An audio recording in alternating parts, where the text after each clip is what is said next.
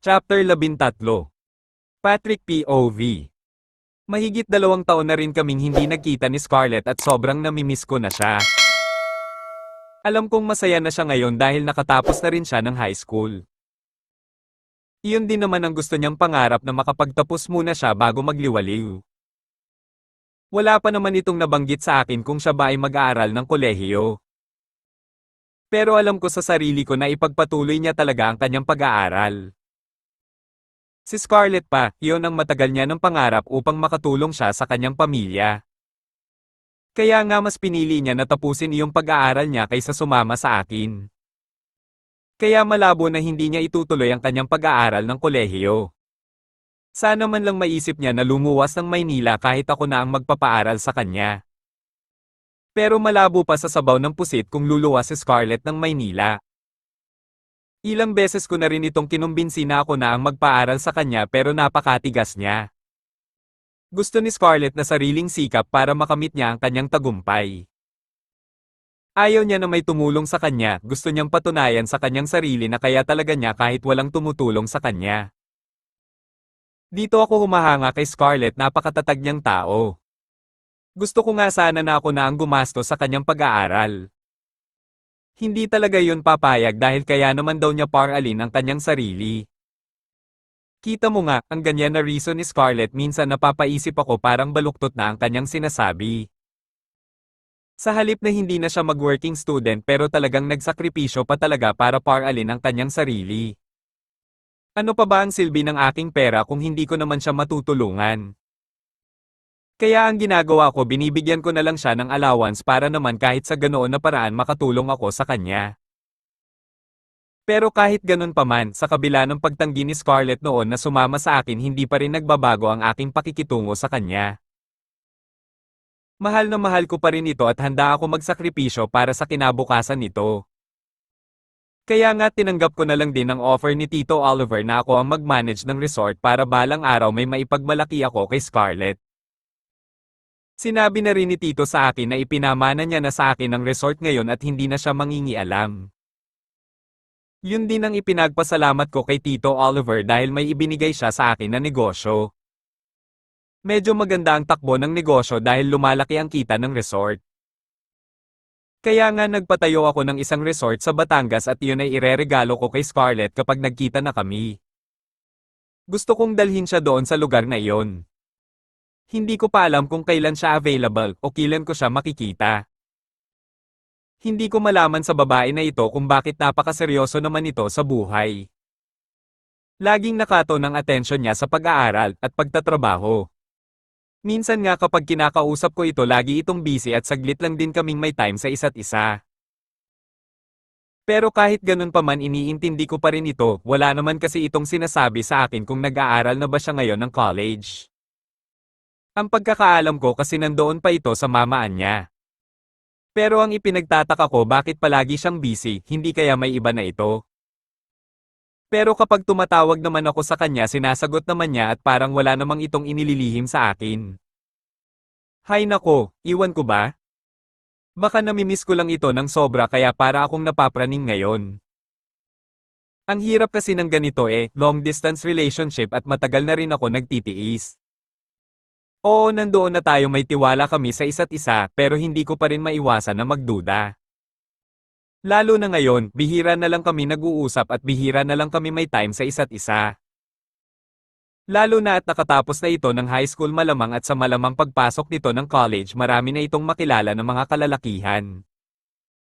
Hindi ko maiwasan na magkaroon ng haka-haka sa aking isipan, baka nga makahanap na ito ng iba. Sa ganda ba naman ni Scarlett, syempre maraming aaligid dito kapag nagkakataon na makapasok na ito ng college. Iyon ang ikinakatakot ko, baka ipagpalit na ako nito sa iba. Sana nga hindi mangyayari ang ganoong bagay. Isa pa, malayo din kami sa isa't isa, hindi ko rin alam kung ano ang ginagawa nito. Naputol ang aking agam-agam sa isiping iyon nang biglang nagring ang aking cellphone. Tinignan ko ang screen, si Jonathan ang tumatawag. Isa ito sa napakatalik ko na kaibigan dito sa Makati. Ito din ang may-ari ng kotse na ginagamit ko ngayon dahil iyon ang kanyang negosyo. Kung yaman ang pag-uusapan, mayaman talaga itong si Jonathan. Nabili ko rin ang property nito sa Batangas. Maganda naman ang lugar at tahimik kaya nagustuhan ko ito. Inumpisahan ko na rin iyon pinapatayuan ng resort para anytime pwede kaming magbakasyon doon ni Scarlett. Yes bro. Ayos lang, anong meron ba't napatawag ka? Birthday kanino? Sa'yo ba? Okay sige happy birthday. Titingnan ko mamaya kung hindi ako busy text na lang kita. Narinig ko sa kabilang linya. Niyayaya ako ni Jonathan na umattend sa kanyang birthday party. Tingnan ko mamaya kung mapaaga akong makauwi diretso ako doon sa kondo nito. Agad ko naman tinawagan si Scarlett upang magpaalam. Yes kahit magkalayo kami nito pero sa bawat lakad ko lagi ko itong ina-update. Pumayag naman ito pero may sinabi ito sa akin. Huwag akong magpakalasing at magpagabi doon sa kanila ni Jonathan kasi may pasok pa ako kinabukasan. Tinandaan ko naman ang sinabi ni Scarlett. Pagkatapos ng aking trabaho sa opisina ay kaagad naman akong sumakay ng kotse at dumiretso na sa kanila ni Jonathan. Hindi naman traffic kaya mabilis lang ang biyahe. Pagdating ko sa kondo nito ay marami ng mga tao, marahil mga kasamahan niya rin ito sa trabaho. Agad naman ako nitong sinalubong. Nagtataka pa ako kung bakit nandito din si Cynthia sa kondo ni Jonathan. Si Cynthia ay isa sa nag-OJT sa aking resort. At ilang beses ko na rin itong napapansin na may pagtingin ito sa akin pero binaliwala ko lang ito. Oo maganda si Cynthia pero hindi ko kayang ipagpalit ang pinakamamahal ko na si Scarlett. At isa pa, hindi ako mahilig mag-entertain ng mga babae maliban lang kung may mag-apply or mag-OJT katulad nito kay Cynthia. Bro si Cynthia ba yan? Bakit nandito siya? Kagad na tanong ko kay Jonathan. Gulat naman ito na napatitig sa akin. Kilala mo si Cynthia bro? How come? Sagot nito. Tumango naman ako kay Jonathan. Sa resort ko kasi yan nag-OJT, kaya kilala ko siya. Anong meron bakit nandito siya? Sagot ko naman dito. Ngingiti-ngiti naman si Jonathan at hinawakan ng aking balikat. Pinsan ko kasi si Cynthia bro kaya invited siya sa party na ito. Bakit anong meron sa inyong dalawa? Agad na tanong ni Jonathan sa akin. Iiling-iling naman ako habang sumusubo ng pagkain. Wala naman bro. Pero syempre, tayong mga kalalakihan alam natin ang karakas ng mga kababaihan. Pasensya ka na bro kung nabanggit ko ito dahil alam ko pinsan mo si Cynthia. Pero kung sinabi mo sana kanina na may bisita ka palang babae dito dapat hindi na ako pumunta. Diretsahang sagot ko kay Jonathan. Humingi naman ito ng pasensya sa akin at isa pa hindi niya rin alam na doon pala mag-OJT si Cynthia sa aking resort. Kilala na rin ako ni Jonathan kung ayaw ko talaga. Kaya nga pag nagyaya ito na pumunta ng bar upang magliwaliw hindi talaga ako sama-sama dito. Dahil alam ko maraming mga babae sa loob ng bar at may binabayaran din itong si Jonathan at ang mga barkada nito. Oo aaminin ko, sobrang na-miss ko na si Scarlett pero ayaw ko magkasala sa kanya. Hanggat maaari, gusto kong tuparin ang pangako namin sa isa't isa na kaming dalawa lang ang magmahalan. Kaya umiiwas ako sa tukso. Ayaw ko lang mabahiran yung relasyon namin sa anumang alinlangan, duda o pintas ni numan. Binaliwala ko na ang mga nangyari ngayon, hindi naman kami nag-uusap ni Cynthia may mga kinakausap din kasi ito ng mga kababaihan. Basta umiiwas lang talaga ako na magkasala kay Scarlett. Malaki ang tiwala niya sa akin at ayaw ko masira iyon. Kaya hanggat maaari hindi ako lumalapit sa mga babae kahit 2 years na ako dito sa Maynila. Habang nakaupo ako sa table busy naman si Jonathan sa pag-asikaso sa kanyang mga bisita. Maya-maya ay kumuha na ito ng alak upang mag-umpisa na kaming mag-inom. Grabe ka bro, ang tagal muna dito sa Maynila ngayon ka lang present sa ganitong okasyon ah. Masyado kang loyal sa girlfriend mo samantalang hindi mo pa naman yon asawa. Panunod yun itong wika. Nginisihan ko naman ito. Syempre bro, mahal na mahal ko yon eh. Ang babae na nag-iisa lang sa puso ko. Siya lang talaga bro at wala nang iba. Sagot ko naman kay Jonathan. Napapailing naman ito sa sagot ko. Kakaiba ka talaga bro, ikaw na ang pinaka-loyal na lalaki na nakilala ko. Sige na ibibigay ko na sa iyo ang korona ng mga loyal. Natatawa nitong wika. Hindi na ako nagsalita at ninisihan ko lang ito. Medyo malalim na rin ang gabi at parang napasarap na yata ang tagay namin. Maya-maya napansin ko naman na lumapit si Cynthia sa amin. Hello Sir Patrick, good evening po. Agad na wika nito sa akin habang may iniabot na pulutan. Tinanguan ko lang naman ito. Sa resort ka pala ni Patrick nag-OJT Cynthia.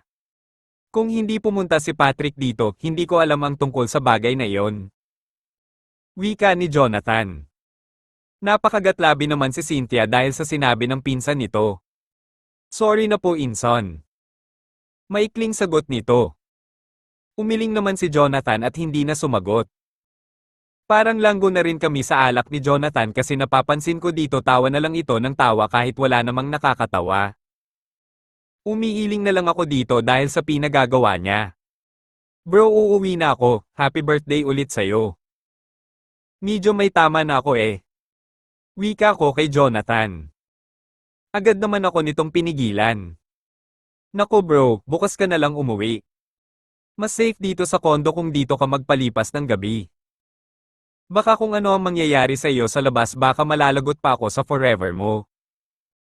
Ang alam pa naman noon na andito ka sa akin ngayong gabi. Kahit hindi mo sabihin, alam ko na update mo na sa fiancé mo na nandito ka ngayon. Sagot naman ni Jonathan. Nginitian ko naman ito. Kahit gustuhin ko man umuwi pero parang hindi ko na kaya mag-drive ng sasakyan.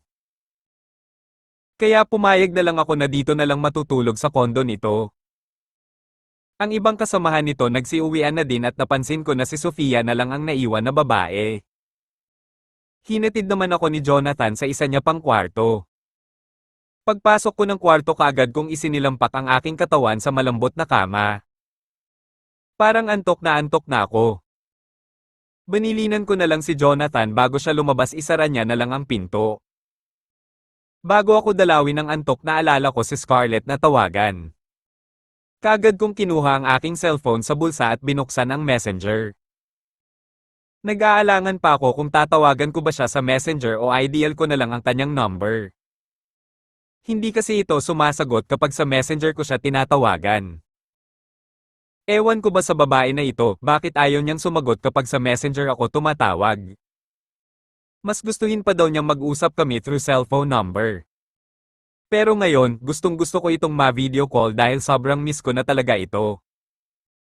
Kahit sa video call man lang makita ko ang mukha ni Scarlett.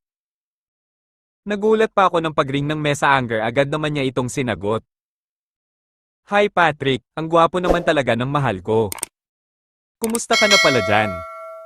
Agad na wika ni Scarlett sa akin at nakangiti pa ito. Mas lalo pa itong gumanda ngayon at ang laki na ng kanyang pinagbago. Kahit hindi ko pa ito nakikita sa personal pero ang laki talaga ng pinagbago ni Scarlett. Hindi ko naman maipaliwanag kung ano ang aking mararamdaman. Kung malapit lang sana ito pupuntahan ko ito eh. Kaya lang sobrang layo naman ng Maynila to probinsya. Nakita ko sa mukha ni Scarlett na masayang masaya ito na nakita niya ako sa messenger. Mahigit 2 taon na magtatawagan kami ni Scarlett pero ngayon lang talaga ito sumagot through messenger. Mabuti naman sweetie sumagot ka na rin sa wakas. Bakit ba kasi ayaw mo sumagot kapag tumawag ako sa messenger? Palagi nga tayo nag-uusap pero hindi naman kita nakikita. Nagtatampo kong sagot dito. Nginitian naman ako nito na parang hindi niya narinig ang aking sinasabi. Listen, my Patrick. Alam ko nagtatampo ka kasi ngayon ko lang na-accept itong tawag mo.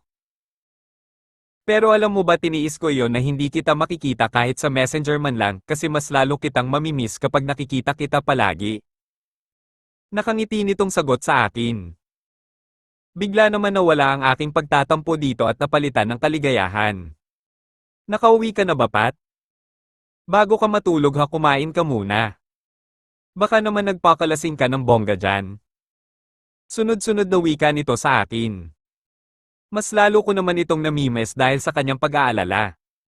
Sweetie, sobra na kitang namimiss. Sana may pagkakataon na magkita naman tayo. I love you, sweetie ko. Huwag kang mag-alala, okay lang ako. Dito ako ngayon sa kondo ni Jonathan matutulog. Medyo napasarap ang ininom namin kaya parang nakarami kami. Bukas na ako umuwi ng umaga. Sagot ko dito. Tumango naman ito habang nakangiti. Ikaw rin naman na-miss na kita ng sobra, Patrick. Huwag kang mag-alala, malapit na rin tayo magkikita. Wika ni Scarlett habang nakaguhit ang ngiti sa labi. Nagulat naman ako sa kanyang sinabi. Parang bigla naman akong nahimasmasan sa mga narinig. Ano ang sabi niya, malapit na daw kami magkita? Sweetie, ano ang sinabi mo? Mamalapit ka na tayong magkita? Pautal-yutal kong tanong dito. Tinanguan naman ako ni Scarlett. Sweetie, nasaan ka ba? Wala ka na ba doon sa probinsya? Agad na tanong ko dito.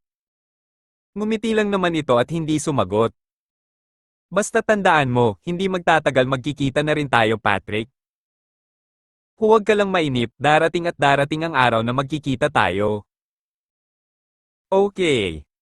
Sagot nito at nagpaalam na. Marami pa sana akong itatanong dito pero nagpaalam na ito. Matulog na daw ito ng maaga dahil may pasok pa daw ito bukas. Kahit may pagtataka sa aking isipan pero hindi na ako nagpumilit pa.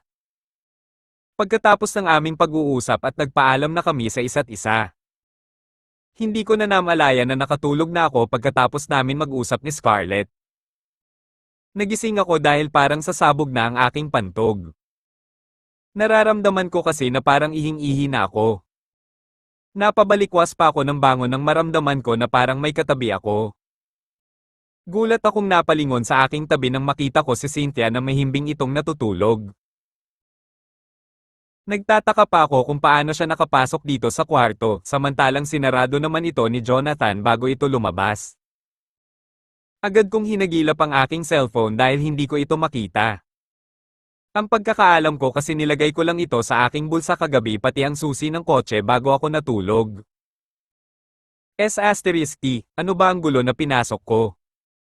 Pesti na talaga ito, malalagot ako nito kay Scarlett. Wala sa hinagap ko na mangyayari ito sa akin ngayong gabi. Ang ganda pa ng usapan namin ni Scarlett kagabi tapos heto ngayon pagising ko may iba akong katabi na babae. Kagad kong ginising si Cynthia. Cynthia, what are you doing here? Bakit magkatabi tayo matulog? Paano ka nakapasok sa kwarto samantalang sinarado naman ito kagabi ni Jonathan? Bulyo ko dito. Pinikit-pikit pa ang mga mata nito habang gulat na napatingin sa akin. Marahil naalimpungatan pa ito at nabigla din siguro sa sigaw ko. Kasi po Sir Patrick, nag-CR po kayo kagabi at inalalayan ko po kayo papasok dito sa kwarto. Nakayuko nitong sagot. Nanagis naman ang bagang ko habang nakatitig dito. Inalalayan? Bakit katabi kita natulog? Bakit nakahubad na ako pati ikaw? Cynthia, umayos ka? Where is my cellphone? Galit na sigaw ko dito. Agad naman niyang tinakpan ng kanyang katawan ng comforter at kinuha ang cellphone na nakapatong sa center table. Hinablot ko naman ito sa kanyang kamay at akmang tumalikod na ako para lumabas ng kwarto. Sir Patrick, pasensya na po kayo. Pero hindi ako papayag na basta na lang kayo aalis na hindi niyo ako pananagutan. May nangyari sa atin kagabi at ginusto nating dalawa yon. Alam kong may pagtingin ka rin sa akin Sir Patrick, ang kaso ayaw mo lang sabihin. Seryoso netong sagot habang nakatitig sa akin. Nanlaki naman ang aking mga mata habang nakatingin kay Cynthia. What? May nangyari sa atin? Wala ka na bang natitirang kahihiyan sa sarili mo, Cynthia? Ikaw yung mismo pumasok sa kwarto at ngayon sasabihin mo sa akin na may nangyari sa ating dalawa? Agad na sagot ko kay Cynthia. Ngingiti-ngiti naman ito habang nakatingin ito sa akin. Parang hindi naman ito apektado sa mga nangyari ngayon. Nakita ko sa mukha nito na parang tuwang-tuwa pa nga ito eh. At ang lakas pa talaga ng loob na sabihin sa akin na may pagtingin daw ako sa kanya. Basta kung hindi niyo po pananagutan Sir Patrick makakarating ito sa pinsan ko na si Jonathan. Alam ko na Jane Austen nyo rin sir, huwag nyo na pong itanggi. Nasasarapan nga rin po kayo eh. Agad na sagot ni Cynthia na parang hindi nag-iisip kung ano ang ilalabas sa kanyang bibig. Napakunot naman ang noo ko dahil sa sinabi nito. Nababaliw ka na ba? O baka naman, plano mo talaga ito? You know what Cynthia, ikaw pa lang talaga ang unang babae na gumawa sa akin ng ganito. Ang lakas din ng loob mo na sabihin sa akin na pananagutan kita. Patunayan mo yung sinasabi mo para maniwala ako. Singhal ko dito sabay tumalikod. Narinig ko naman na tinawag ni Cynthia ang aking pangalan pero hindi ko na ito pinakinggan. Diretso akong tumalikod at hindi ko na ito nilingon pa. Pagdating ko ng sasakyan ay kaagad ko itong ini-start at pinaharurot pa uwi ng kondo. Para akong binagsakan ng langit at lupa dahil sa mga nangyari. Hindi ko akalain na magagawa iyon ni Cynthia sa akin, samantalang napakaamo naman ang mukha nito sa tuwing magkasalubong kami nito sa resort. Ang buong akala ko ay ang pag-OJT lang nito ang kanyang inaatupag, yun pala ay hindi. Matagal na siguro niya itong plano kaya lang ngayon niya lang ito nagawa. Mismo pa talaga sa birthday ng pinsan nito. Bigla kong naalala ang cellphone na nakalagay ito sa aking bulsa. Napaisip ako kung paano ito napunta sa table, samantalang sa bulsa ko ito nilagay kasama ang susi ng kotse. Hindi kaya may ginawa itong kalokohan sa cellphone ko? F*K. Sana nagkakamali ako sa aking iniisip. Hindi kaya, nag-send ito kay Scarlett kung ano-ano. Hindi ito maaari, malalagot ako sa kanya kapag nalaman niya na may kalampungan akong babae sa iisang kwarto.